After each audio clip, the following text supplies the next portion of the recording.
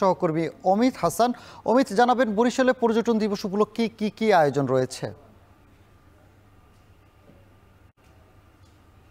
স্থানীয় জানিয়ে রাখি যে আজকে সকাল 11:15টার দিকেই কিন্তু তারা আসলে র্যালি বের করেছে জেলা প্রশাসনের আয়োজনে। র্যালিটি জেলা প্রশাসনের সামনের যে সড়কটি রয়েছে সেটি প্রদক্ষিণ করে আবার জেলা প্রশাসনের কার্যালয়ে এসে শেষ হয়েছে। এবং আজকে সারা দেশের মতো বরিশালেও নানা আয়োজন রয়েছে। এরপরই রয়েছে আলোচনা সভা। জেলা প্রশাসনের যে সম্মেলন কক্ষ রয়েছে সেখানে আলোচনা সভাটি অনুষ্ঠিত হবে। এবং এই ইতিমধ্যেই কিন্তু যারা টুরিস্ট পুলিশ রয়েছে, বিডি ক্লিনের সদস্যরা রয়েছে, অন্যান্য সাংস্কৃতিক সামাজিক সংগঠনের সদস্যরা রয়েছে, তারা কিন্তু ইতিমধ্যেই সম্মেলন কক্ষে প্রবেশ করেছে এবং কিছুক্ষণের মধ্যে আলোচনা সভাটি শুরু হবে। এবং একটু জানিয়ে রাখি যে এই যে দেখছেন যে বরিশালের যারা রয়েছে পর্যটন কেন্দ্রিক লোকজন, তারা কিন্তু ইতিমধ্যেই এই র্যালিটিতে অংশগ্রহণ করেছে এবং র্যালিতে অংশগ্রহণের পরেই কিন্তু তারা এখন সভাকক্ষের দিকে যাচ্ছে। সভাকক্ষ থেকেই তারা এই আলোচনা সভায় অংশগ্রহণ করবে।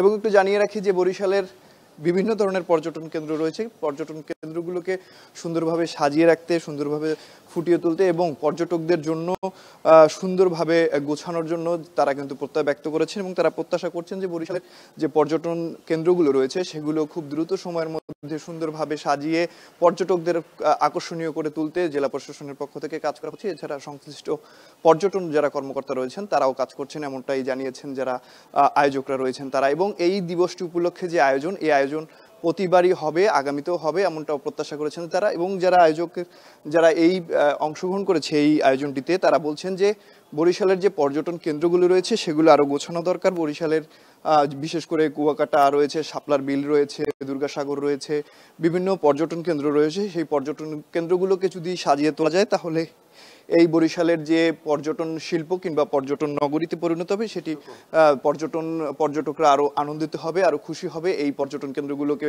পরিদর্শন করে। সুতরাং বরিশালের যে পর্যটন কেন্দ্রগুলো রয়েছে সেগুলো আরো সুন্দরভাবে সুসজ্জিত করে পর্যটকদের আকৃষ্ট করার মতো করে গড়ে তুলতে পারলে বরিশালের এই দক্ষিণাঞ্চলে পর্যটকদের সংখ্যা বাড়বে এবং সরকারের পক্ষ থেকেও কিন্তু আসলে নানা ধরনের প্রণোদনা পাওয়া যাবে, এমনটি মনে করছেন যারা সংশ্লিষ্টরা রয়েছেন কিংবা যারা এই প্রোগ্রামটিতে অংশগ্রহণ করেছেন। এবং সকাল থেকেই আমরা দেখেছি যে জেলা প্রশাসনের কার্যালয়ের সামনে যারা রয়েছেন তারা ভিড় করছেন এবং তারপর পরে কিন্তু তারা র্যালি করেছেন এবং এখন আলোচনা সভায় অংশগ্রহণ করছেন। তো বরিশাল থেকে পর্যটন দিবসের এই ছিল আমার কাছে সর্বশেষ স্থানীয়। বরিশাল থেকে যুক্ত ছিলেন সহকর্মী অমিত হাসান।